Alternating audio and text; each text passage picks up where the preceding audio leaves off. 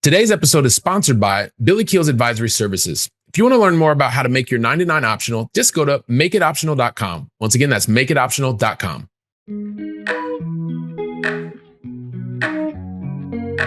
Helping you build freedom without losing your edge. This is the Going Long podcast with Billy Keels.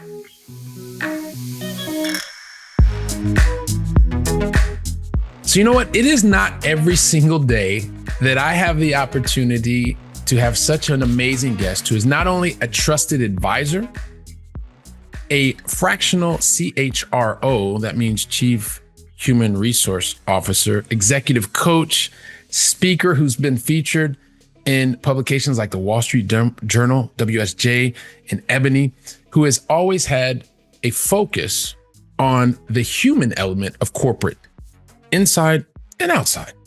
She has started in HR as an assistant, like with I think it's even like machinery, heavy machinery, something like that. I'm sure she's going to tell us a little bit more about that. She's been in the SCM space.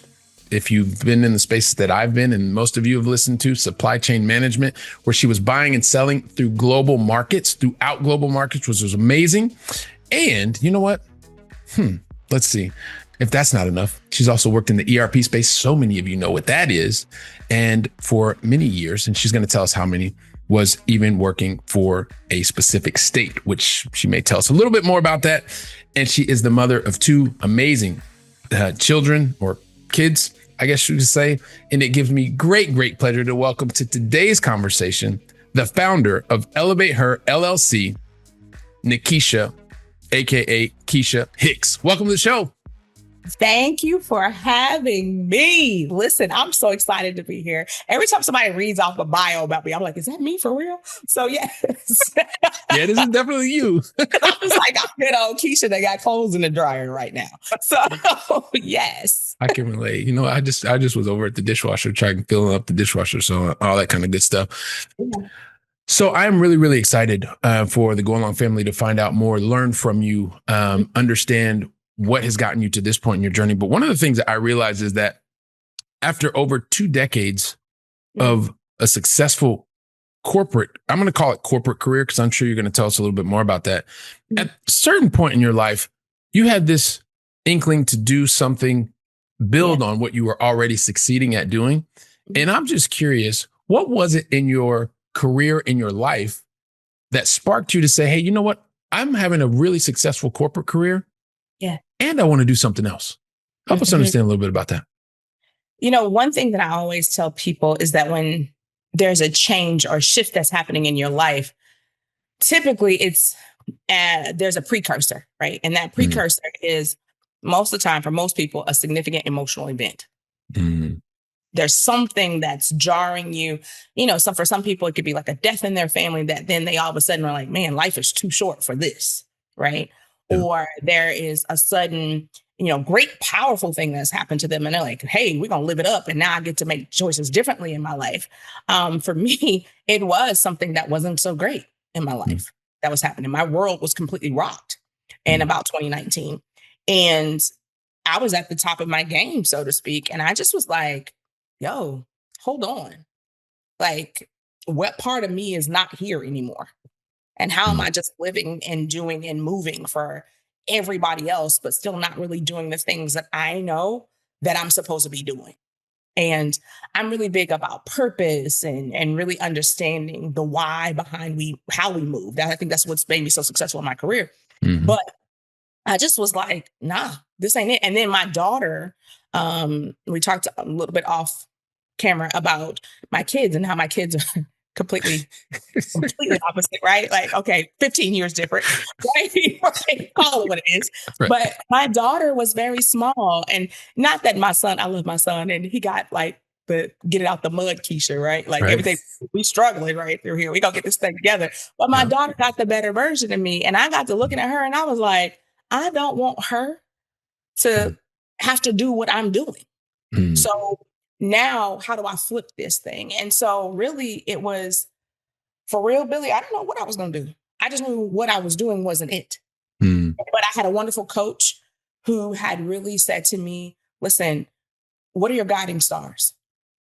If this thing, you will walk away tomorrow and say, I'm never doing a thing ever again, which is not what I ever will do. But what would that be? What would be the highest version of yourself? And that's how all of this stuff got birthed. So it was the impact from something that was emotional that was happening in your life. You had someone externally who was helping you take an outside in look that then helped you to refocus and take different actions. Now, it's interesting you should say, right out of the bat that it was not the best version of you. I always tend to think that, there are different versions of ourselves, but that shows also a high level of self-awareness. So what was it about, what gives you that reflection to say that, that was not the best version of you? Yeah. So if I look back on 2019, Keisha, I don't know that girl. Like, I don't know her. And matter of fact, I would coach her. Okay. Right? Yeah. Like right now, given who I am, I would be like, hey, wait a minute, girl, quit tripping. Let's really own who you are. Because what I realized is I didn't own my own dopeness. I didn't really know how dope I was. And I let other people personally and professionally kind of put me in a box. Right. And I did really well in that box, right? It wasn't so. When you're in a box and you're doing really well in the box, all you know is the box. What more is there, right? Until you get exposed to someone. And again, it was my coach who said, wait a minute, what if you got out the box? What if the box was on fire? He asked me that question. What if the box was on fire and you had to get out the box? What would you do? And I was like, yo, that's real right there. And I'm like, I don't even know. He was like, is it you don't know or you're afraid? And I was just like, wow, I think there's a line in like Black Panther. It's like, you're afraid of the beast within. That would actually come out. And I was like, that was me. Because I was like, I know why. I think we all do, right? But what I discovered in that conversation was like, it's like having a car with 160 on the dash. And I had put a governor at 60. Right. Like, I won't go past it because I would make other people uncomfortable around me. And I was like, well, blow the governor off. Let's go. Yeah. It's interesting when you like you're using that analogy, and I feel like it's a very powerful one. You talk, well, you use two. One is the box and being inside the box. And then the second is that you see the odometer and you see that you can go to 160 or 220 or whatever, but you put the governor on and you say at 60, I'm going to stop here. Well, I know that you and I are both, people say you're anti-corporate. You want to tell people do this, do that. No. I'm definitely not, because I've been very fortunate. I was able to see 86 countries and sell over $500 million in IT sales, and all these things build a wonderful relationships with people all over the globe. However, sometimes when you're going through the motions on a day-to-day basis, you lose sight of what can happen. So someone cared enough about you to share that. And I know sometimes that is not an easy thing for you to navigate, right? Because you have to answer some hard questions. But how did you navigate through that situation, or that enlightening, I would say? Tears. It was a lot of tears. It was a lot of journal entries. It was a lot of, I have what I call a blow steam team. And so I would call them a lot and be like, what's wrong with me? Am I tripping about this? It was a lot of real talk. Some of it was isolation. I couldn't do the work that I needed to do on myself in front of other people. I think it was a lot of doing things that I never done before and doing them completely horrified, scared, right? Being able to relinquish any thoughts of perfectionism or control. Like, it was a lot of mindset work that I had to go through, because again, like, to your point, I'm not anti-corporate, but I think that corporate can institutionalize you to a bit, right? And it can, and again, will get you to kind of conform to what's there, and you become a cog in the wheel, so to speak, right? Like, I always tell people, and this is a book of Keisha, chapter 2. Verse 35, right? And it's not the gospel, but it's mine. I always say, especially from an HR lens, there are some organizations that care about people, their people, But I would venture to say that the B verse to that is we care about you to the extent of our assignment or our agenda for you. And when you start pushing past that, and when you start saying, I want to do this, more of this, or we call them stretch assignments, or, all the different things. And when I want to start doing more, then you got to get shut down. Or when you want to go and promote into something else, you get blocked. Well, the thing is, it's an agenda for you inside corporate. Yep. You were hired for a reason. And we don't want you to have any kind of other aspirations. We want you just to do this until we have to roll you up out of here. Yeah. So this reminds me of a conversation I had with a really dear mentor of mine. I remember taking a lateral move, and I took a lateral move so that I could become the CEO, because that's what I wanted to do at that moment in time. Yeah. And I remember taking this from a commercial inside sales organization to a field sales organization, but I was already making a lot of money. And so I didn't get the cash increase in terms of what I was going to do from a salary perspective, because they were just the way they were seen, right? This was part of my learning. But I remember complaining to him saying, they're not paying me what I'm worth. He said, well, Billy, of course not. They're not paying you what you're worth, because it's not about what you're worth. It's about what the role is worth. Right. And so that was, for me, it's very it's in line with what you're saying. It was like, oh, I forgot. Hang on a second. Yeah, this is part of a system that's there, and it doesn't make it right or wrong. It is.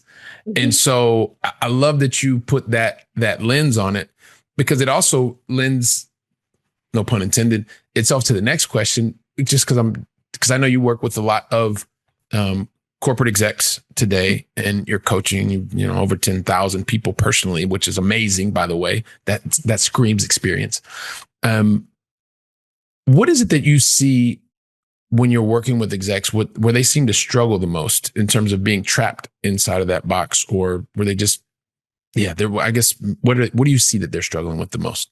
I think the biggest struggle that I see is it's this battle of who I am at work versus just who I am, and losing who they are and not being able to really show up authentically as themselves. And almost to the point where they either forget who they are and what they want, or there's this internal battle that's starting to rise up in them. Like, I want more, but I'm here.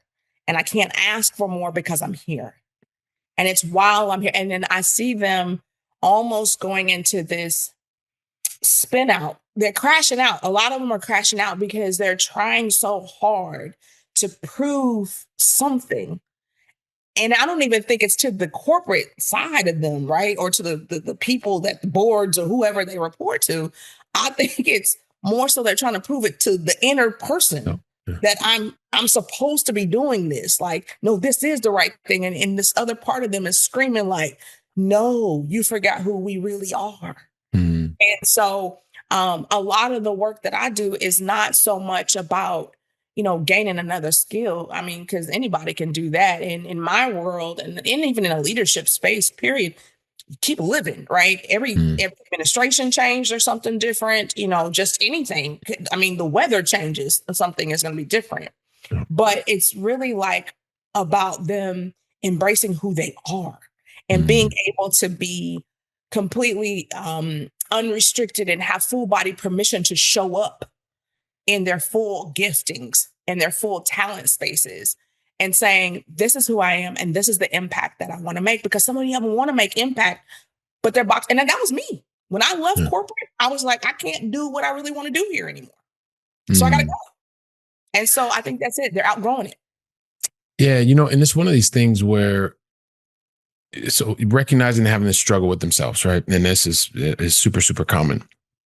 I think when the time comes, when you've been doing the work, at the end of the day, there's going to be a moment where either the company decides, or you decide, or maybe both of you decide, right? And you're going to move on to something else.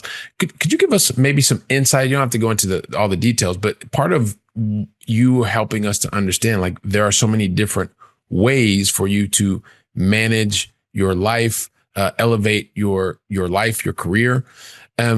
But But could you give us some insights into what your path was that took you to where you are today? Yeah. So let me just I'll give you the shortest version I possibly can, but I always have to give people history because I always say I'm not supposed to be who I am, but at all. I am probably supposed to be a statistic, right? Truly. I was not raised full time by my parents. I was raised by my grandparents. I am a victim of abuse. Right. But my grandparents, wonderful people who were educators and really tried their very, very best to keep me safe. Were really big about education and you're going to excel. My grandmother was big about excellence and average doesn't live in the same house. Wow. And so she pushed but that was her life too. Yep. She was one who grew up in a time where, it wasn't prevalent for Black women to go out and go get education and do all of these things, right? I mean, she was born in the 30s. That's not what happened. But she did, and she went on to have a wonderful career in education. So she really pressed that upon me. And so I remember in high school, my senior year in high school, I had so many credits, I didn't even have to be there all day. Literally. And so my guidance counselor said, here's what we can do. You can go to work. Now, one thing about Nakisha Hicks is I know how to make money. I ain't never been afraid to work. Right? I have had a W-2 since I was 14 years old. I ain't never been afraid to work. Okay? There you go. And they said, you can go work. And I said, okay, cool. And they put me in a General Motors facility. And they put me as an HR coordinator. 1996. When HR wasn't even HR, it was personnel. Personnel. Right? Didn't nobody call it that. And when you were in a plant, in a manufacturing plant, you were dealing with labor relations and all the union stuff. And I remember sitting on union negotiations I'm green to what's going on. Wow. I'm hearing people put cuss words together. I was like, oh, that's a noun and a verb. Wow. This is amazing. Right? Can I say that? No, you cannot. Right? And then I would leave that and go flip chicken at Popeyes. That's what I did because I knew how to work. Right. And so one of my favorite cousins was a flight attendant. And I was like, man, that's what I wanted to do because she had this fly life. Right. Literally, right. She would just move around and she had this cool little car. And I was like, oh, that's my life right there. I never wanted to get married. I never wanted kids. I was like, that's my life. Right. That was not my life. My grandmother was like, no, you're going to go to school. You're going to get a job. You're going to get all these things. I was like, well, I don't want to be a teacher like y'all. Y'all don't make no money because I know how to make money. And she was like, well, no, you got to do something else. I was like, I don't want to go into law. I don't want to go, I don't want to even go into medical. And so I just said, you know what? I'll just go get a business degree. And I did business admin because of the fact I was like, I don't want to box myself in. Right. And so I was one of those ones. I was a non-traditional student because I worked and went to school the entire time. So I think my freshman year was the only time I got to actually be on campus and do all the things and kick it and go to the parties and all of that. I was like, y'all ain't got no money. I like clothes. I like things. And my parents are not giving me all that. So if I want to do it, you got to do it. Right. Yeah. And so that's what happened. And so in the midst of all of that, I had my son. I was very young. I was 23 when I had my son. I know I don't look more. No, I'm just playing. But I had y'all got to check out the video version. Make sure you check out the video version. Yeah. But I had my son and I was like, yo, this is different now because now I'm responsible for somebody else. Right. And then I was like, well, what do I do? And so that's when I went into another manufacturing side and went to work for Nissan. Right. And I was a buyer. And I was like, how do I go from this to this? And I was a little bitty girl. And I used to tell people, I don't care if you got to put my parts on your back and walk them to the plant. You're going to shut my plant down. And, so it was amazing. And I got to buy all kinds of precious metals from, and from Japan and South Africa and all of the things. And I got to travel a lot with that role. Awesome. But I liked the little boy that I had in my life. And so now there comes this work-life balance that I didn't even think existed up until that point, right? So I was like, I need to slow this train down a little bit. And so I decided to leave the manufacturing life and I went into government. And I was like, because the stereotype about government workers is, they don't work a lot. Wrong. That is absolutely wrong. Let me just dispelled. Listen, shout out to all the government workers because I know some of y'all do work. I can't say all of y'all do, but some of y'all do. But I went to go work for an Oracle implementation project, right? And at the time, your girl couldn't even hardly turn a computer on. So I was like, y'all want me to do this? Right? Like, absolutely. And we need you to really be on the enterprise readiness side. And I was like, that's a whole nother situation. Yeah. So I'm sitting in there with business analysts and I'm hearing all the tech speak, right? And I'm trying to literally translate it in a way that these end users could understand it. And I was like, if I can do this, I can do anything. Yeah, right? Pretty much. Yeah. And so I did that. In the midst of all of that, I got a master's degree. I started teaching adjunct because, again, your girl knows how to make money. Yep. And I always work 1, 2, 3 jobs, right? I always make money. But it's also about learning for me. Yep. And so I taught grad and undergrad at the time. Then I got married and then it was like, okay, now here's your life in this way. Like, so my life is shifting again. So here comes that work-life balance, which I think is a bad term. Well, we can definitely go on because I believe for high achievers, and I will state it here and my audience already knows this, that does not exist. No. For high achievers, there is no such thing as balance. It just doesn't exist. I'm very, very sorry. I was frustrated for so many years in corporate because I kept looking for it. I was looking for balance and I was like, there's no balance ever because something's always going to be off balance. Yeah. And so then again, came 2019, I smacked the wall, right? And then it was like, whoa, it's time for a whole reevaluation. So I left a career in state government after 13 years. And I went into the nonprofit space, specifically the arts sector. And which is, I was right where I needed to be because my son is a musician and he was in this wonderful orchestra's program. And I was just going to volunteer. And they were like, oh, by the way, we have this role. I was like, oh. Okay. And then COVID hit. And I was like, oh, okay. Right. But then at the same time, I had launched the business. And so the ElevateHer was birthed in 2020. And then in 2021, I left corporate altogether. And coincidentally, my first corporate client became the organization that I left because I don't think they thought I was leaving. So you've just hit on so many different things, right? And so I appreciate you taking us through that, even through, getting started W2 at 14 and kind of where it's gotten you today. Because you're just idealizing the things that we talk about. My life was very similar. I was working in corporate while I was building businesses on the side for 10 years. The last 4 years I was in corporate, I didn't financially need to go into my job, but because I was solving big enterprise software problems. You talked about the Oracle. I was on the blue side of the house at SAP, and it was fantastic. But I was building while I was working. I was still in the top talent program. They called it something else, but I was there, and it was really, really great. So it is possible because if you did it, I did it. I think that's great. And so you just hit on one of the things that I also wanted to ask you, but you've already let the cat out of the bag. Sorry. No. You didn't know you let the cat out of the bag. But I think it's important to reiterate a point that you just made because you were working in your state, in your government environment, we'll call it corporate environment, you're big, with a lot of other people.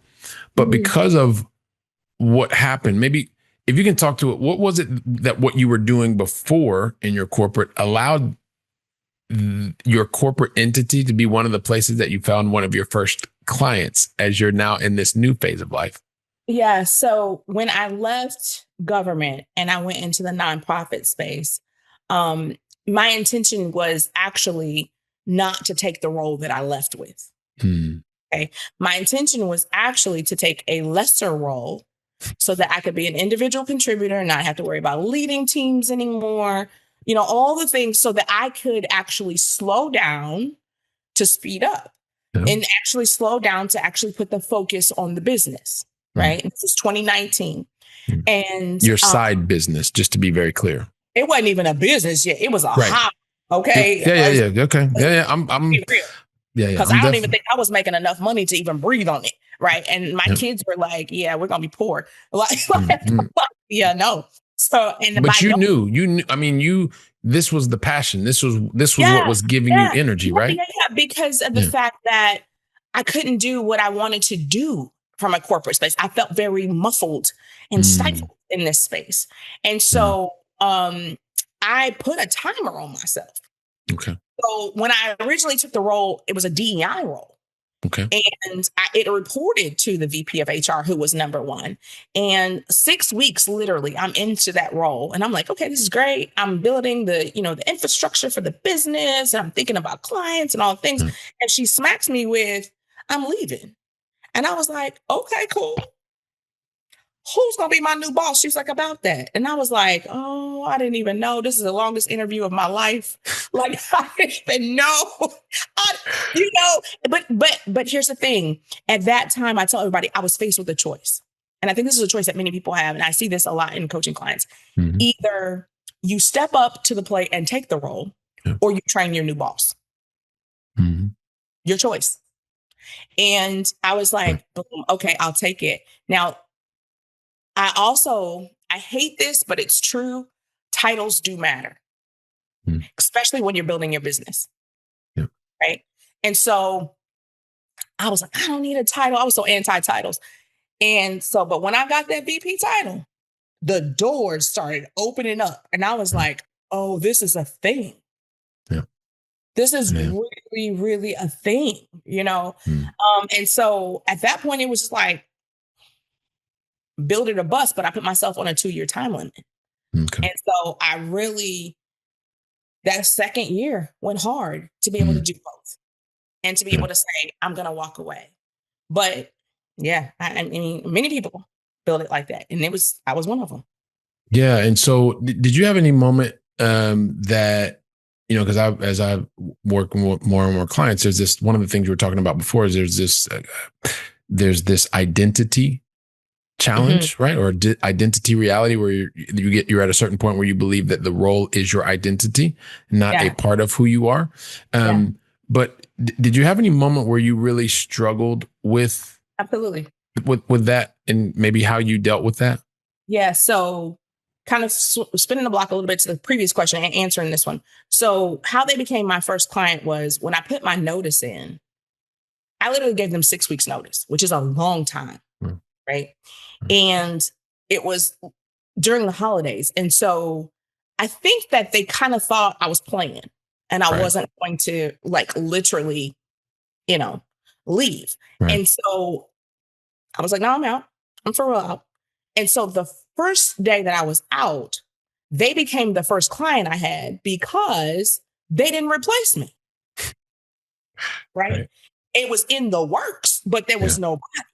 And there wasn't going to be anybody for at least 2-3 weeks. So that's how they became my first client. But I will tell you that first day that I was on my own, it was like, okay, what do I do? Do I check emails? I was like, wait a minute, I ain't got no emails to check. So it's this whole thing. Like, I'm so used to being like, I got conference calls and I got this and I got that. And it was like, yo, your calendar is not. Right. It's not 30, 60-minute slots all the time. No. And it was like, then I'm trying to figure out what to do. And it's like, it's a real thing. You're creating stuff to do because you're so used to having all of the things and then answering to someone, but then also realizing that the infrastructure that you had, you don't have because you're building that. You are that, right? You don't have a marketing department because you are the marketing department, right? There you go.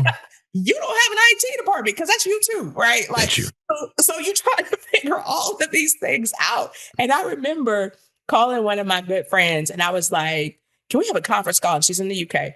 And she's like, yeah, she had did it like a year before me. I was like, how do you plan out your life? And she has kids. And I was like, what's your holiday schedule? Like, you're so used to incorporate like Here's the paid holidays. Yeah, there you go. Right. And you try to figure out your vacation time around the holidays. And I'm like, oh, I can actually say that my kids' birthdays are holidays in my Correct. company. I was like, oh, so it was that was the identity shift, I think, for me. Yeah.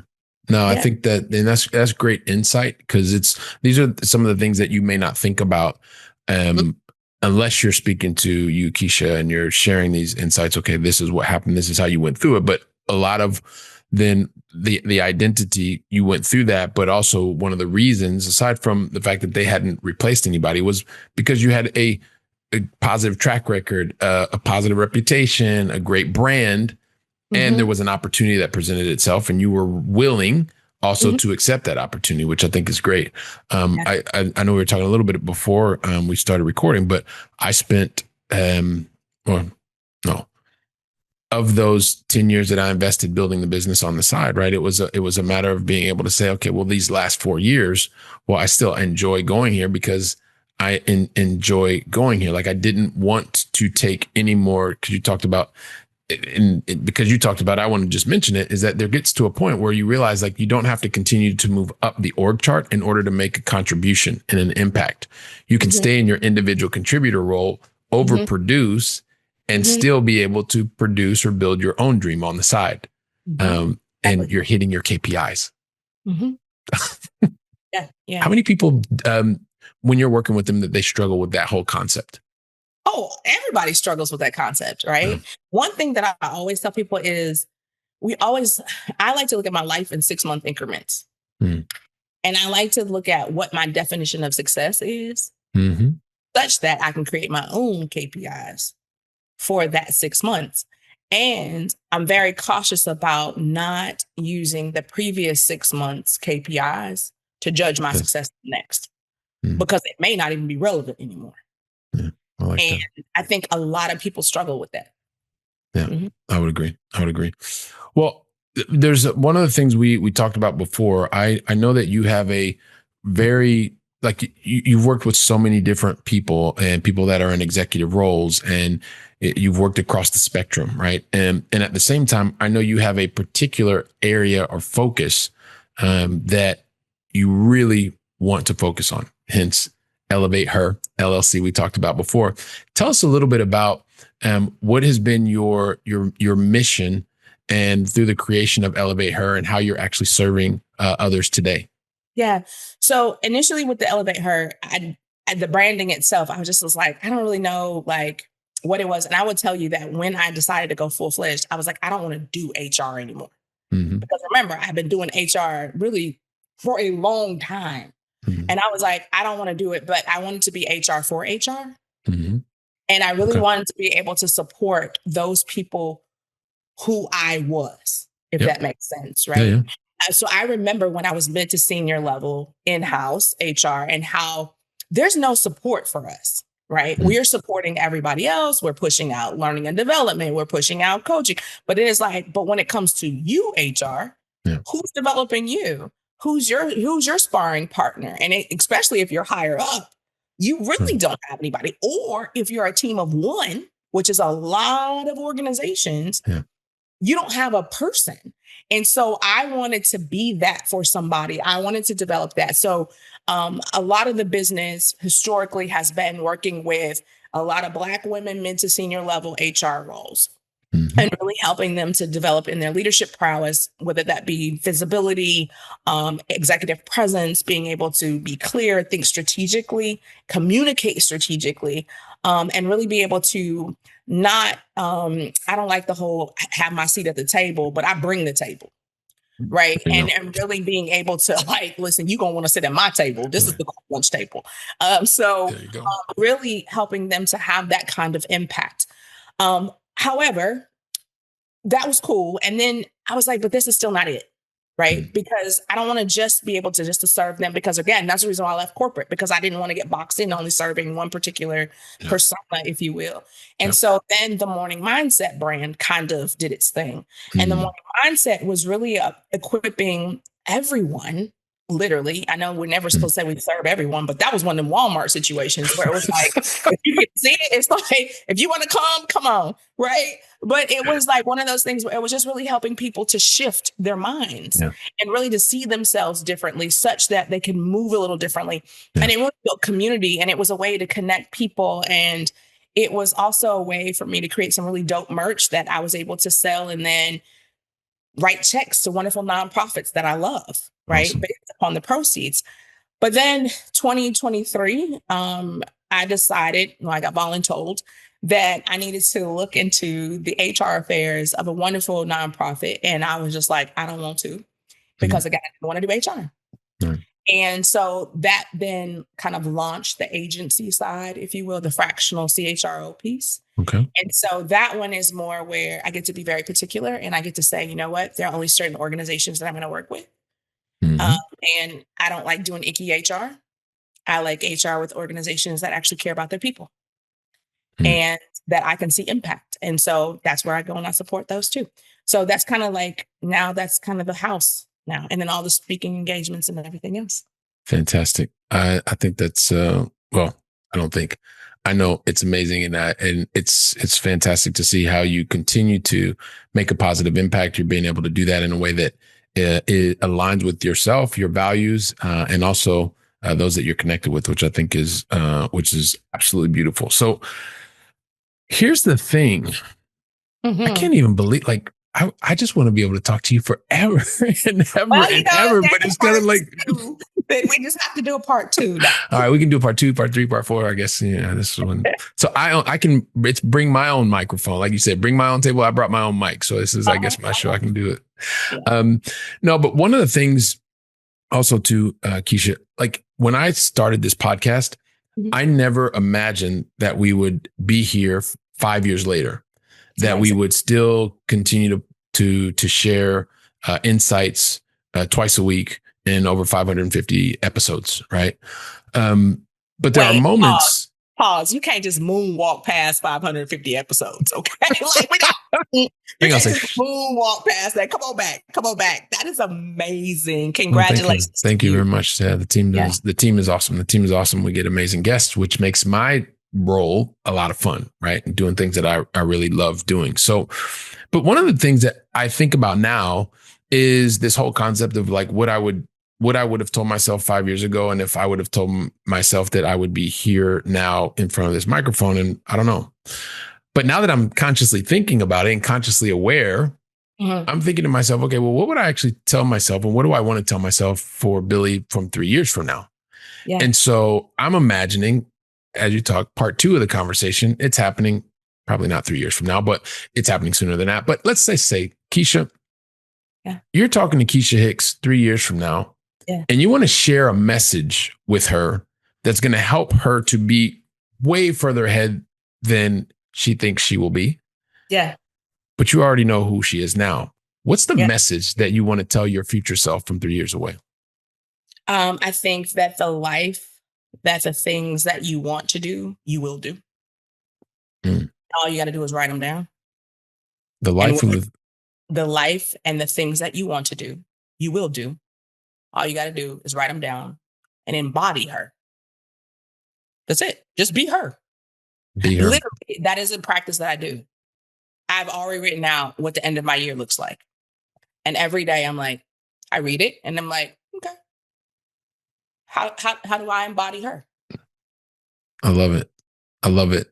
So there will be no surprise. I think about you being able to embody her because you're already thinking about it on a day-to-day basis, but you even talked to us from the very beginning, and you talked to us about the emotional shifts that happen in your life, and that those emotional shifts actually begin to create your reality, because those emotions drive the motion in your life that you'll need. And you're very clear and shared with us kind of 2019 was that moment for you. You talked about being silent, not always having to talk to everybody, because a lot of times the answers that we need, they're actually inside. We just have to be silent. We have to sit in isolation and have the right outside in perspective to be able to help you move in the right direction.